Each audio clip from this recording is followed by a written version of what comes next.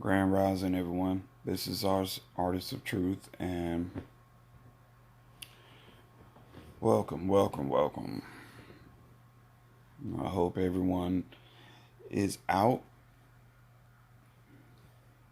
taking care of your responsibilities, um, spending spending time with your significant other, your children, or even if you are at work, be safe. So what I wanted to talk about briefly was an incident which I want to say that occurred December. I want to say it was December of last year, either December of last year or 2018, whichever one. But it involves um, a brawl, I should say, where you had some teenagers that were basically being assaulted. Um, I know there was an incident which occurred with some teenagers. One teenager by the name of Skylar Miller that was actually this young teenager was getting thumped over the head by a police officer with with handcuffs. Now I'm not for sure if they had him in handcuffs, but I noticed in the video that one of the officers was striking the teenager um, on the side or the back of his skull, like multiple times. Like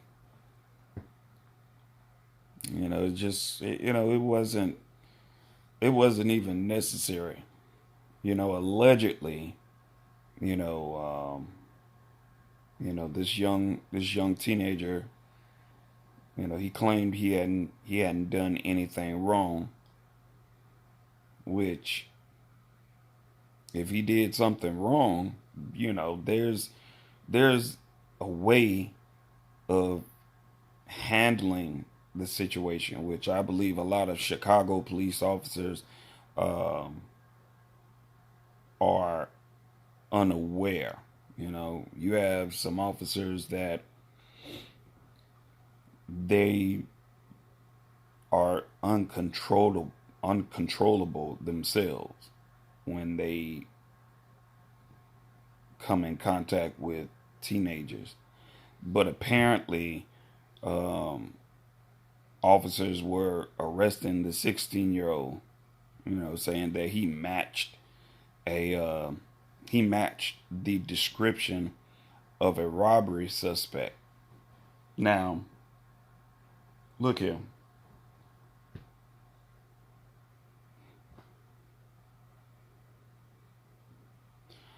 I don't know about you all, but I have heard, oh well, your vehicle matched the description in a robbery, or your physical description matched that of a robber or someone who had been uh, committing several house invasions or whatever. It's like, if you're not 100% sure, you're hell, come to think about it, any black individual can fit a description of a robbery suspect. You could be wearing the same shirt, you can be wearing the same hoodie, and police will jump out there and say, well, you match the description of a suspect who has committed a crime, just to arrest you, book you, and then then they're detaining you, they're holding you until there's sufficient evidence to prove otherwise, and then they let you go. I feel personally, you know, legislature, it should be a bill that's passed that holds officers completely accountable. Now, if you falsely arrest someone, that officer should be reprimanded. Okay? That officer should be demoted to desk duties. All right? There's ways of handling that type of situation. Or better yet, whenever a police officer falsely arrests someone, falsely detains someone, their surety bonds should take a dramatic hit. Plain and simple. You know, their surety bonds. If you don't know what surety bonds are, I strongly recommend that you look that up. You start talking about hitting a public service officer's surety bonds, it's a whole different ball game right there.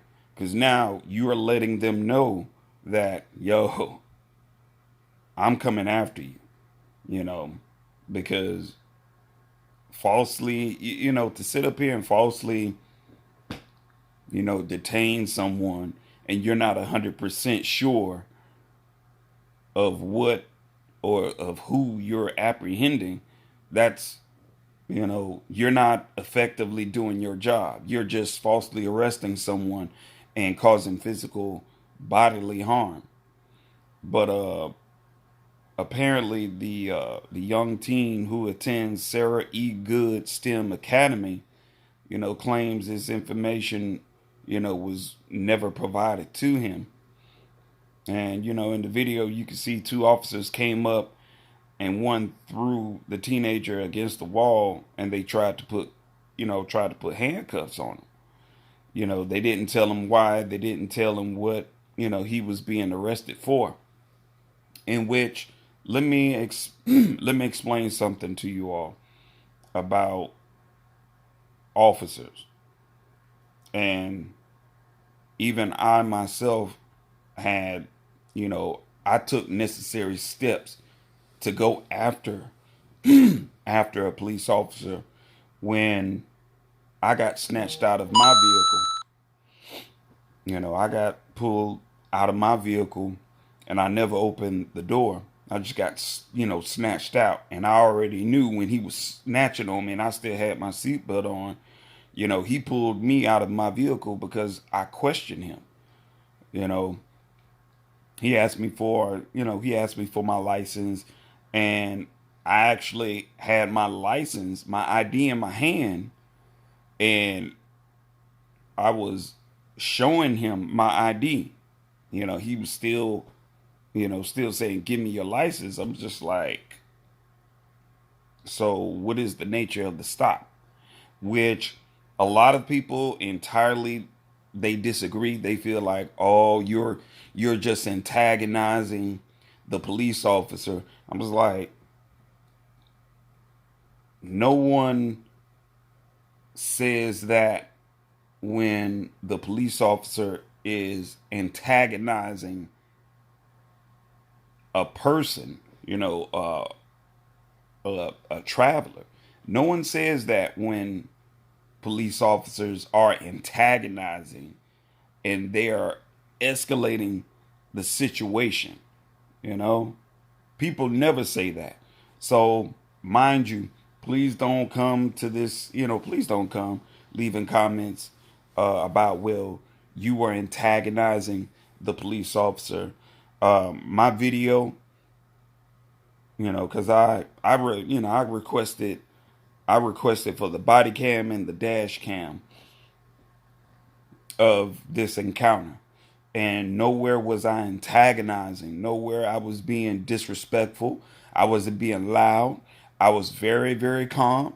I was actually calm, very, very calm, you know, because I knew that I was in the right. When you know that you're in the right and you haven't committed a crime, it's like, what's the reason of getting mad?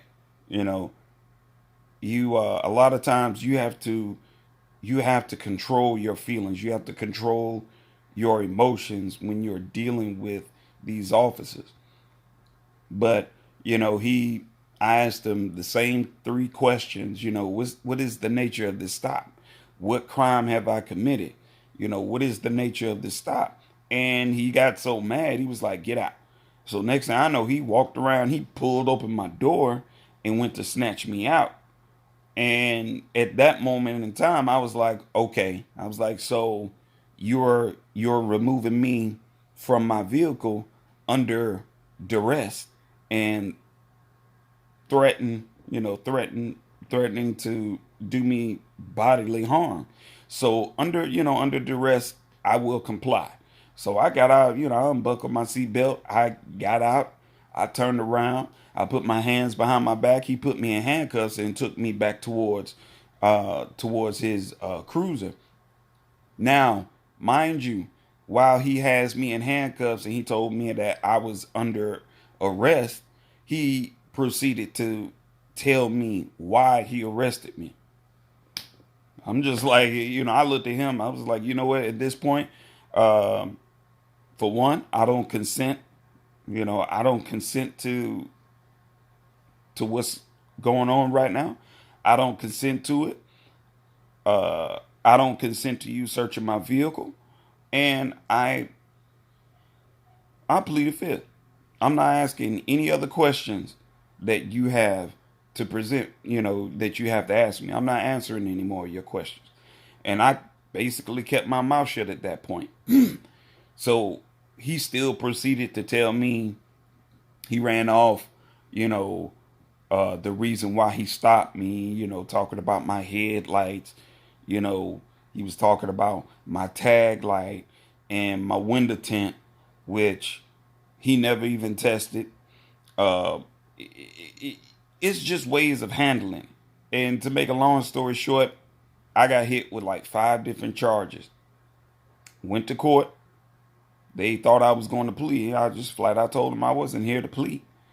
And I actually expedited that case to the extent where I basically walked out of the courtroom without paying no fines or being on probation. 2 months later, the whole entire case was dropped. All charges, all five charges, were dismissed. So, you know, you you as much as none of us want to be arrested or go to jail and be put up in the holding cell, a lot of times it's just it's best to question and speak and and govern yourself in a way that is going to make the courts realize that, hey, he governed himself in a very respectful manner, and they can't hold that against you in court. They can't hold that against you in court. I'm still, I'm sorry and very, very hurt that Skylar Miller had to encounter that type of that level of abuse. But no teenager should have to go through that. And I really and truly fault parents. I fault any parent who fails to educate their children about the importance of how to handle police officers, even if they are escalating, the situation. We have to educate our children and teach them teach them about law. Stop allowing these public and private schools to teach them. They're not going to teach them anything about how to, how to handle and how to speak to, to these overseers, and how to put them into a position where uh, you can strike them in such a way that that those who are over them, who are above them, will not have any other option but to remove them and see to it they're not policing in another city or state in this country again. There's ways of doing that. Mind you, look in, make yourself very, very familiarized with surety bonds and dealing with these overseers. When you start talking about that, oh, that's a whole different ball game because now you're really putting them into a tight. But my heart goes out to Skylar Miller and his family. I'm sorry that he had to go through that level of physical attack and abuse. But as a sister from another V blog stated, you know, I believe a lot of these officers, when they are physically combative like that unnecessarily, I I strongly believe they need to be, they need to be faced with that same level and that same energy of anger from the public. It's like, shoot, they start putting out pepper spray. It was like, shoot, y'all need to start pepper spraying their ass too. You know, start pepper spraying them.